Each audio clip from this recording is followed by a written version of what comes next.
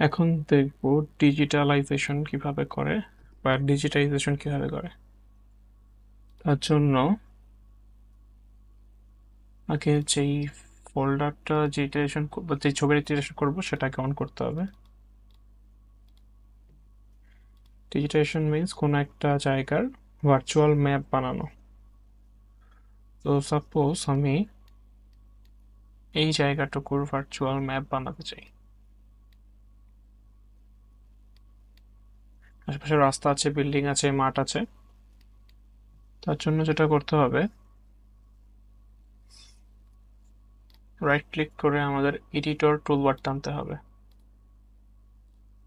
এই যে editor toolbar, এটাতে আমাদের সব কাজ,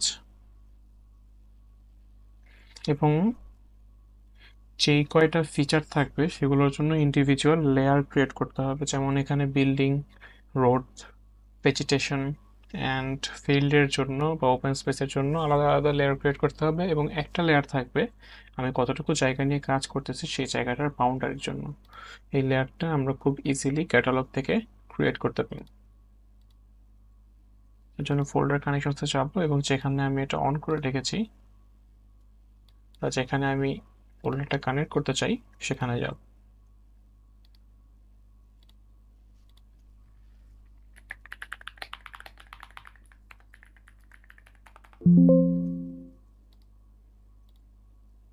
দেন আমার প্রত্যেকটা লেয়ারের জন্য একটা আলাদা করে শেপ ফিল ক্রিয়েট করতে হবে।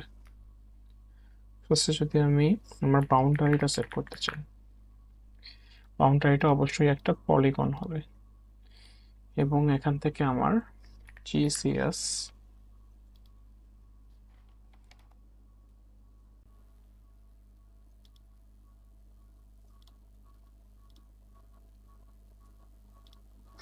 বুকমার্ক করে রাখলে বারবার ঝামেলা করতে হবে না।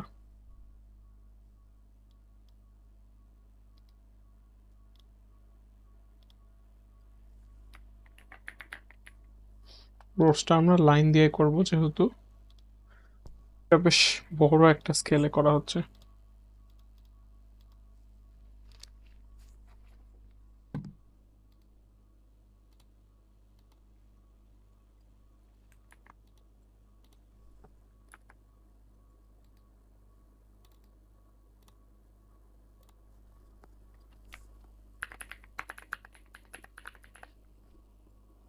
ইন্টারসেকশনটা পয়েন্ট আকারে থাকবে।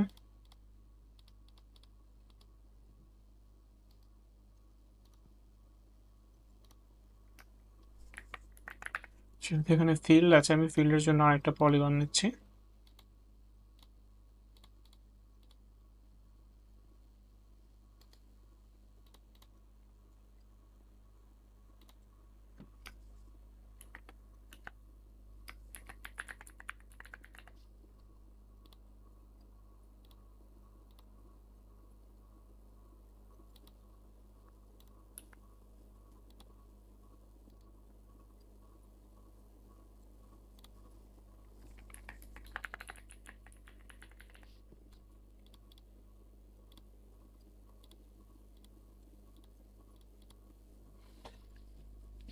মোটামুটি হয়ে গেলে এখন আমাকে অ্যাকচুয়ালি ড্রয়িং এর কাজটা করতে হবে। ড্রয়িং ইজ বেসিক্যালি ট্রেসিং করা। আমি ছবি দেখে দেখে উপরে ঝাঁপ মারবো যে কোথায় কি আছে। ফর এক্সাম্পল, আমি বাউন্ডারি সবার আগে যদি শুরু করতে চাই আঁকা, আমি যেটাই আঁকা শুরু করি না কেন, আগে আমার এডিটরে গিয়ে স্টার্ট এডিটিং ক্লিক করতে হবে, নাহলে আমি আঁকা শুরু করতে পারবো না। এখানে যে অপশনগুলো আছে এগুলো এখন ইনেবল হয়ে গেছে। এটা হচ্ছে সিলেকশন অপশন, এটাতে আমি কোনো একটা ড্র করা অবজেক্ট সিলেক্ট করতে পারবো, এগুলো দিয়ে এডিট করতে পারবো। আপাতত এগুলো তেমন একটা দরকার হচ্ছে না।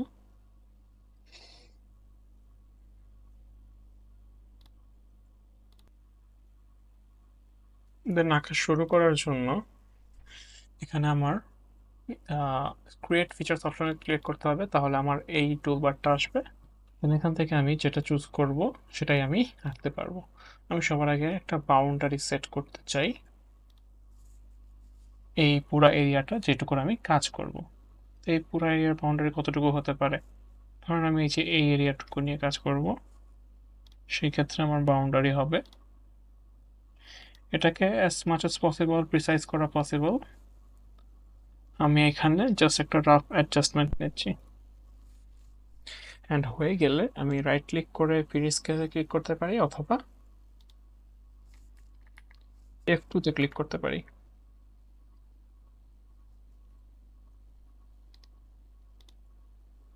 ওকে,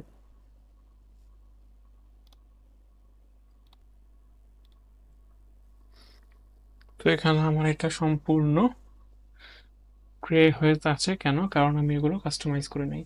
তো এগুলো ধরে কিছু অপটিমাম সেটিং আছে, আমি নিজের মন মতো যেটা সেখানে সুন্দর দেখায় সে অনুযায়ী কাস্টমাইজ করতে পারবো। বাউন্ডারিটা ইউজুয়ালি হলও থাকাটা পারফেক্ট, আউটলাইন উইথ একটু বাড়িয়ে দেওয়া যায় চাইলে। বিল্ডিংসগুলোতে ইউজুয়ালি একটা হ্যাচ ইউজ করা হয়, সেটা যেই হ্যাচে ইউজ করুক না কেন। ফিল্ডের ক্ষেত্রে আমি গ্রিন ইউজ করতে পারি,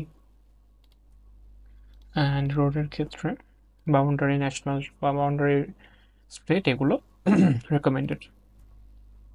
ইন্টারসেকশন একটু বেশি ছোট হয়ে যায়, একটু বড় কিছু ইউজ করতে পারি যেটা চোখে পড়বে, একটু বাড়িয়ে দিতে পারি। ডান। এখন আমি বাউন্ডারি আঁকলাম, এবার আমি বিল্ডিং আঁকতে পারি, যখন যেটা আঁকবো তখন সেটা চুজ করে নিতে হবে এখান থেকে। তো আমি যদি বিল্ডিংটা আঁকতে চাই, আমি এভাবে পলিগন দিয়ে আঁকাটা বেশি প্রেফার করি। রেক্ট্যাঙ্গেল দিয়েও আঁকা যায়, বাট সেটা অ্যাকুরেট হয় না, বা সেটার জন্য একদম টপ ভিউটা থাকতে হয়।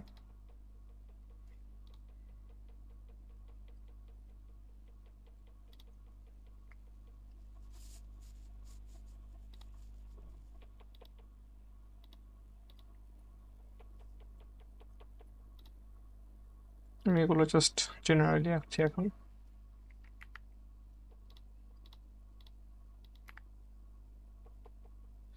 আচ্ছা, ধরে নিলাম আমার বিল্ডিং এতটুকুই আছে।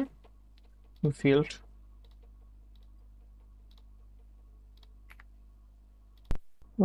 ভেজিটেশন,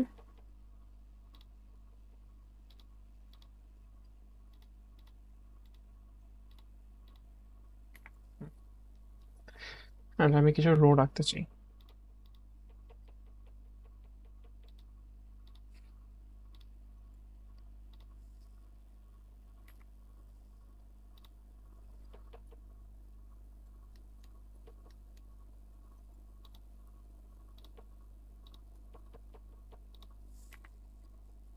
এই যে রোডের ইন্টারসেকশন হয়েছে, সেখানে আমি ইন্টারসেকশন দিব। ইন্টারসেকশন প্লেস করার জন্য ডাবল ক্লিক করতে হবে। এখন যদি আমি এই পেজটা হাইড করে ফেলি, তাহলে আমার ক্রিয়েট করা ম্যাপটা আমি দেখতে পাবো। আমি এখন চাইলে এটাকে আমার এই ভিউতে নিয়ে আমার মতো করে কাস্টমাইজ করতে পারি এবং একটা প্রপারলি ম্যাপ ক্রিয়েট করতে পারি, যেমনটা বাংলাদেশের ম্যাপের ক্ষেত্রে করা হয়েছিল। এখানে লেজেন্ড থাকবে, নর্থ সাইন থাকবে, স্কেল থাকবে, টাইটেল থাকবে, এটসেট্রা এটসেট্রা। ওকে।